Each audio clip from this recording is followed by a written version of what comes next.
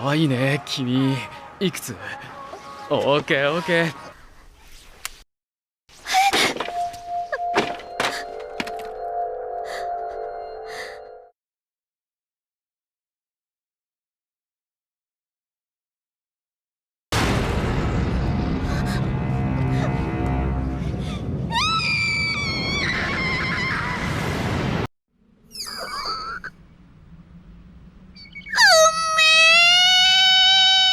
Cerita bermulai di ruangan sebuah sekolah wanita.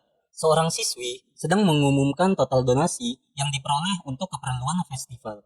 Dan uangnya diamanatkan agar disimpan oleh ketua kelas, yaitu Mayumi Hashimoto. Uang pun diberikan kepada Mayumi dan seluruh kelas bertepuk tangan. Namun, tampak seorang siswi yang terlihat menyeringai mencurigakan. Keesokan harinya, Mayumi mencari uang donasi yang dia simpan, tetapi tidak ada alias hilang. Waktu pun berlalu, Mayumi dihampiri oleh ketiga temannya. Temannya itu datang untuk menagih hutang Mayumi. Ternyata Mayumi meminjam uang ke temannya untuk mengganti uang donasi kelas yang dia hilangkan. Mayumi membayar hutangnya dan berkata, "Ini aku kembalikan uangnya, dengan ini lunas ya." Temannya berkata, "Hah? Lunas? Ini mah baru bunga pinjamannya aja, keles." Akibat berhutang, Mayumi pun dijadikan babu oleh temannya itu dan menyuruh Mayumi untuk mengambilkan minuman. Saat sedang mengambil minuman, Mayumi mendengar dua orang siswi yang sedang membicarakan situs gadis neraka. Katanya, jika ada orang yang ingin membalas dendam, cukup mengakses situs tersebut dan menuliskan nama orang yang ingin dibalas. Oh iya, ketinggalan. Situsnya hanya dapat diakses saat malam Jumat Kliwon. Mayumi memberi minuman kepada temannya, tetapi si teman malah menumpahkan minuman itu karena minumannya itu bukan soda. Padahal hari ini dia lagi pengen minum soda. Teman kampret emang, udah dibeliin malah dibuang. Bilang kayak dari awal kalau dia tuh pengennya soda. Oke, lanjut. Keesokan harinya, pelajaran matematika sedang berlangsung. Si teman melemparkan sebuah kertas kepada Mayumi. Isinya agar Mayumi menemuinya sepulang sekolah nanti di halaman belakang. Namun Shin pun malah berpindah ke rumah Mayumi. Terlihat Mayumi yang belum tidur dan waktu menunjukkan pukul 12 malam kurang. Mayumi iseng-iseng mengakses situs neraka dengan domain www.jigotsusin.net. Dan ternyata situsnya benar-benar dapat dibuka. Dengan sedikit ragu-ragu, Mayumi menuliskan nama temannya itu. Ternyata nama teman Mayumi yang selama ini menjadikannya babu yaitu Aya Kuroda. Tetapi Mayumi teringat rumor yang dia dengar bahwa si pembalas dendam yang akan menggunakan jasa joki gadis neraka nantinya akan mati juga. Sehingga membuat Mayumi merasa ragu-ragu. Kemudian tiba-tiba handphone Mayumi berdering. Itu adalah pesan dari Aya Kuroda yang sedang menunggu Mayumi di depan rumahnya. Keesokan harinya, saat sedang di kelas, beredar rumor bahwa ada yang melihat Mayumi berada di pusat kota saat tengah malam. Tiba-tiba, teman Mayumi datang memberitahunya bahwa Kato Sensei menunggunya di ruang guru. Sensei berkata kalau dia mendengar rumor aneh yang beredar, yaitu Mayumi tidak pulang ke rumah saat malam hari, melainkan malah main serong sama om-om nakal. Tapi Pak Kato tidak langsung mempercayai omong kosong yang tidak berdasar itu, karena Mayumi merupakan murid yang memiliki attitude yang baik. Mayumi sampai di rumah dan disambut oleh ibunya. Pipi Mayumi terlihat merah. Si ibu bertanya, "Apa yang terjadi wahai anakku?" Wadidaw, wahai anakku enggak tuh. Tetapi Mayumi diam saja dan langsung menuju ke kamarnya. Jam menunjukkan pukul 12 dini hari. Mayumi mengakses kembali situs gadis neraka dan mengetikkan sebuah nama, yaitu Aya Kuroda. Dengan nafas terengah-engah, akhirnya Mayumi pun menekan tombol enter serasa menekan tombol bom nuklir. Telepon genggam Mayumi kemudian berdering. Mayumi pun kaget saat melihatnya. Itu adalah pesan balasan dari si gadis neraka yang berkata bahwa pesan telah diterima. Keesokan harinya, Mayumi berpas-pasan dengan sahabatnya. Akan tetapi, Mayumi berlari menjauh. Saat sedang berlari, Mayumi malah menabrak Aya Kuroda yang menjadi biang masalah dalam kehidupan sekolahnya. Kuroda berkata, "Jangan lupa ya, jam 8 malam nanti." Malam harinya, Mayumi sudah berada di tengah kota bersama geng Kuroda. Mayumi disuruh untuk menggoda seorang pria agar mereka dapat ditraktir makan. Saat menoleh ke ujung gang, Mayumi melihat sosok gadis neraka sedang memperhatikannya. Mayumi didorong sehingga menabrak seorang lelaki mabuk. Laki-laki tersebut kemudian memeluk Mayumi. Tetapi Mayumi dengan cepat melarikan diri dan menangis di pojokan. Mayumi dihampiri oleh geng Kuroda. Kuroda menunjukkan foto Mayumi yang sedang dipeluk oleh laki-laki barusan, serta mengancam Mayumi bahwa foto itu akan disebarluaskan di sekolah jika Mayumi telat bayar lagi. Mayumi sudah tidak tahan menghadapi perundungan ini. Mayumi pergi ke atap gedung, kemudian melompat bunuh diri. Tiba-tiba, gadis neraka muncul dan menggenggam tangan Mayumi. Mereka berteleportasi ke alam tempat gadis neraka tinggal. Gadis neraka itu bernama Enma Ai. Ai memberikan sebuah boneka voodoo berwarna hitam kepada Mayumi. Ai berkata, jika kamu ingin membalas dendam, kamu cukup melepaskan benang merah di boneka itu. Dan kamu akan membuat kontrak denganku.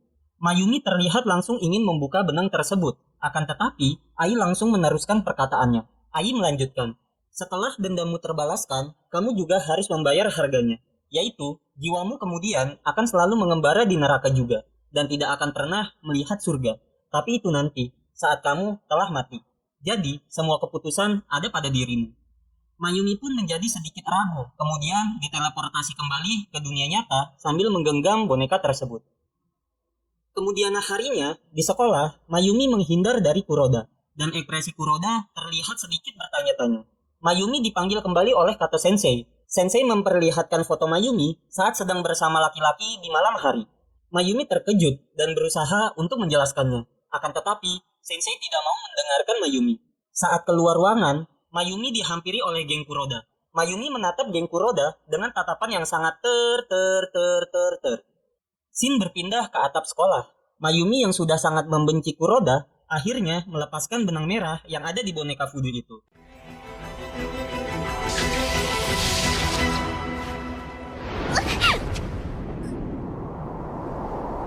Kontrak telah disepakati.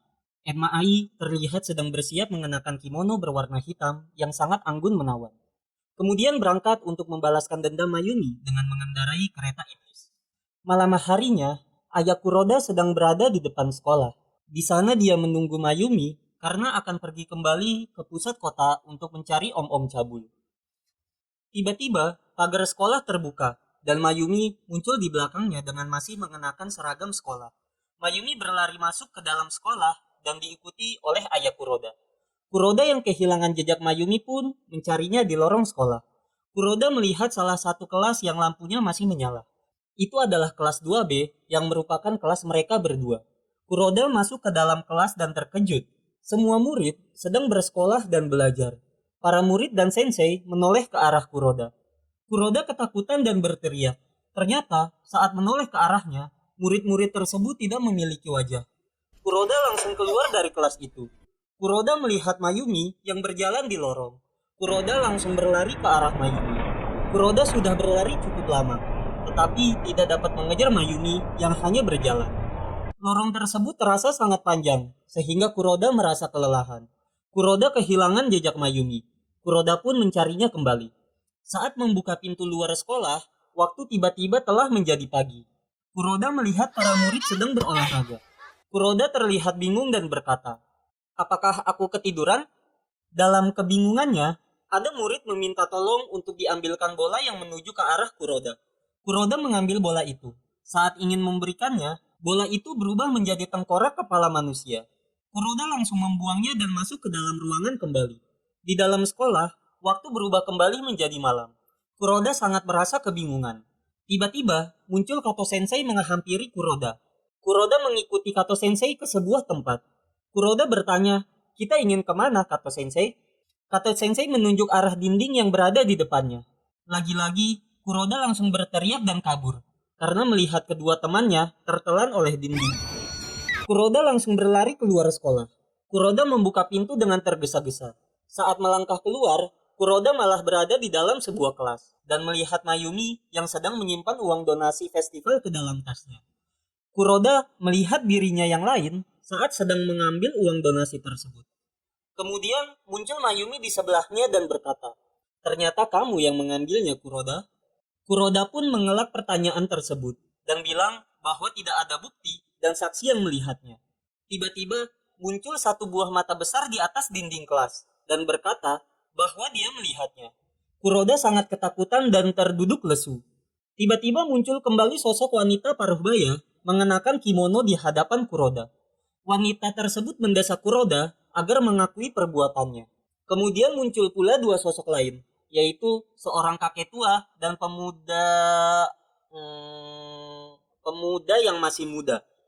Kuroda tetap mengelak perbuatannya dan berkata, "Kalian pasti kelompok Mayumi. Kalian sudah sangat keterlaluan." Si pemuda berkata, "Kau masih belum mau mengakui dosamu, wahai Nona?" Si kakek pun ikut berkata, "Nona, janganlah keras kepala." Akhirnya Kuroda berdiri dan menjawab bahwa dia melakukannya hanya untuk bersenang-senang. Sosok gadis neraka tiba-tiba muncul di belakang Kuroda.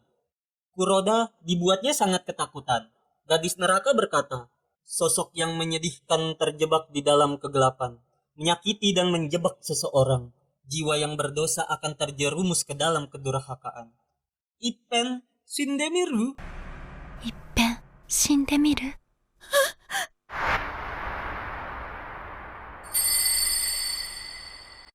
Kuroda terbangun dan sudah berada di atas sebuah perahu. Gadis neraka sedang mendayung perahu itu dan membawa ayah Kuroda ke gerbang neraka.